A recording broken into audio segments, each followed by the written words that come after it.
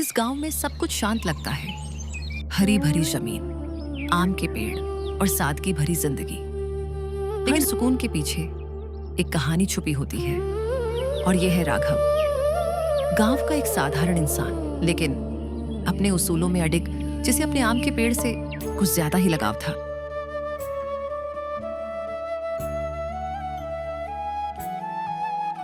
ये आम का पेड़ मेरे पिताजी ने लगाया था। उनके जाने के बाद बस यही बचा है। अब रोज कोई ना कोई इसे तोड़कर ले जाता है। अगर मैं इसे नहीं बचाया तो कुछ भी नहीं बचेगा। उस रात राघव अपने घर में बैठा था। नींद उसकी आंखों से कोसों दूर थी। बार बार वही ख्याल, कैसे बचाए वो अपने पेड़ को लोगों से। तभी राघव को कुछ याद आता है। एक पुरानी तस्वीर जहां दो मजदूर अपने फसल के चारों ओर बाड़ लगा रहे थे ताकि अपनी फसल को बचा सके। अगर लोगों को यहां से गुजरने ही ना मिले तो कोई इस पेड़ को छू भी नहीं पाएगा। हाँ, बस यही सही रास्ता है। मैं इस जगह को बंद कर देता हूं, तभी यह पेड़ बच पाएगा। बिना एक पल गंवाए राघव टॉर्च उठाता है और अंधेरे में अपने पेड़ की तरफ चल पड़ता है। अगली सुबह सूरज की पहली किरणों के साथ गांव वालों के सामने एक नया नजारा था। अरे ये क्या हो गया? राघव भैया ने पूरे पेड़ को घेर दिया। अब हम आम कैसे लेंगे? सिर्फ आम ही नहीं, अब हम खेलेंगे कैसे? पूरा जगह बंद हो गया है। बात बढ़ती जा रही थी और गांव वाले अब सीधा फैसला चाहते थे। इसलिए सब मिलकर पंचायत की ओर बढ़ चले। राघव, ये बाढ़ हटा दो। पूरे गांव का रास्ता बंद हो गया है। लोगों को आने जाने में परेशानी हो रही है। समझदारी से काम लो। जानता हूं आप सबको तकलीफ हो रही है, पर यह जमीन मेरी है और वो पेड़ भी। वो मेरे पिताजी की आखिरी निशानी है। मैं इसे बर्बाद नहीं होने दूंगा, चाहे जो हो जाए। पंचायत में भी राघव अपने फैसले से नहीं हटा और सबकी बातों को ठुकराकर वहां से चला गया। दिन बीतते गए, लेकिन उसका फैसला नहीं बदला। अब गांव वालों को मजबूर होकर जंगल के रास्ते से गुजरना पड़ता था। कभी बैलगाड़ी उस ऊबड़ खाबड़ रास्ते से निकलती, तो कभी लोग डरते डरते सफर करते। और एक दिन तो स्कूल के बच्चे भी उसी सुनसान जंगल के रास्ते से घर लौट रहे थे। तभी आसमान में काले बादल छा गए। बारिश अचानक तेज हो गई। आसमान गरजने लगा। राजू, बारिश और तेज हो रही है। यह जंगल भी कितना अंधेरा लग रहा है। मुझे कुछ ठीक नहीं लग रहा।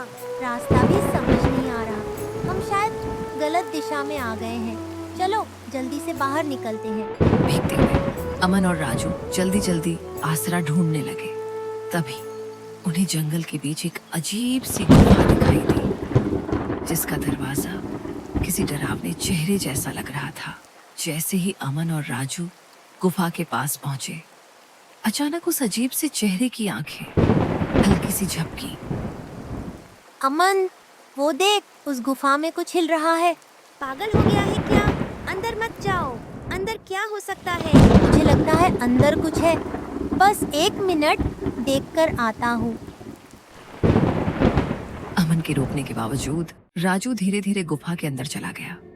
अंदर अंधेरा था और एक अजीब सी ठंडक, जैसे कोई वहां सालों से रह रहा हो।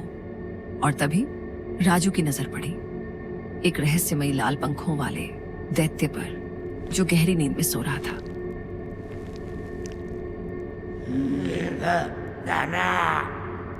हे भगवान, यह आवाज राजू की थी।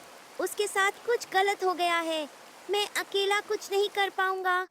मुझे तुरंत गांव जाकर सबको बताना होगा। वो बिना एक पल गंवाए तेज बारिश में गांव की तरफ दौड़ पड़ा, मदद लाने के लिए। जब अमन गांव पहुंचा, तब गांव वाले पहले से ही उन्हें ढूंढने निकले हुए थे। तभी अमन ने सबको पूरी बात बताई। ये क्या हो गया? मेरी वजह से बच्चा जंगल में गया। ये सब मेरी गलती है। मैं भी चलूंगा। उसे वापस लाना होगा। अमन की बात सुनकर गांव वाले घबरा गए और बिना देर किए सब उसके साथ उस जंगल की ओर चल पड़े। यही वो गुफा है जिसके अंदर राजू गया था। अंदर कौन जाएगा? गुफा बहुत डरावनी लग रही है। कोई है जो हिम्मत करेगा? अंदर एक बच्चा अकेला है। अगर हम नहीं गए तो कौन जाएगा? मैं अंदर जा रहा हूँ। आखिर कोई आ ही गया। इतने सालों से मैं किसी के आने का इंतजार कर रहा था। धीरे गुफा के अंदर बढ़ते हुए राघव उस जगह पहुंचा जहां उसका दिल थम सा गया। उसने देखा राजू एक लोहे के पिंजरे में कैद था, बिल्कुल मायूस और लाचार। मुझे पता था कोई उसे बचाने जरूर आएगा, लेकिन यहाँ से कोई इतनी आसानी से नहीं जाता। उस बच्चे को छोड़ दे, उसने कुछ नहीं किया। गलती मेरी है, रास्ता मैंने बंद किया था। मैंने ही सबको मजबूर किया इस जंगल से गुजरने के लिए। आज जो कुछ हो रहा है उसका जिम्मेदार मैं हूँ। जो सजा देनी है मुझे दे दे। ठीक है, अब तू इसकी जगह मेरे साथ रहेगा, लेकिन याद रख अब ना तू इस गुफा से बाहर जा सकेगा और ना तुझसे मिलने कोई अंदर आ पाएगा। तभी बिना किसी आवाज के पिंजरे का दरवाजा अपने आप खुल गया, लेकिन उसके चेहरे पर कोई खुशी नहीं थी, सिर्फ एक अजीब सी उदासी। वो बिना कुछ कहे धीरे धीरे गुफा से बाहर निकल गया, जहाँ गांव वाले उसकी राह देख रहे थे। राजू बेटा, तू ठीक तो है? तुझे कुछ हुआ तो नहीं? और राघव, वो कहाँ है? वो राघव भैया अंदर ही रह गए। उन्होंने मुझे बचाया और खुद रुक गए। दानव ने कहा था कि हम दोनों में से सिर्फ एक ही बाहर जा सकता है, इसलिए राघव भैया ने मुझे बाहर भेज दिया। गांव वाले धीरे धीरे वहां से चले गए, लेकिन इस बार राघव उनके साथ नहीं था। दिन बीतते गए और गांव की जिंदगी फिर से सामान्य हो गई। कहते हैं कुछ फैसले जिंदगी भर नहीं, हमेशा के लिए सजा बन जाते हैं। धीरे धीरे गांव वालों ने राघव को भुला दिया, लेकिन शायद राघव उस दिन को कभी नहीं भूल पाएगा।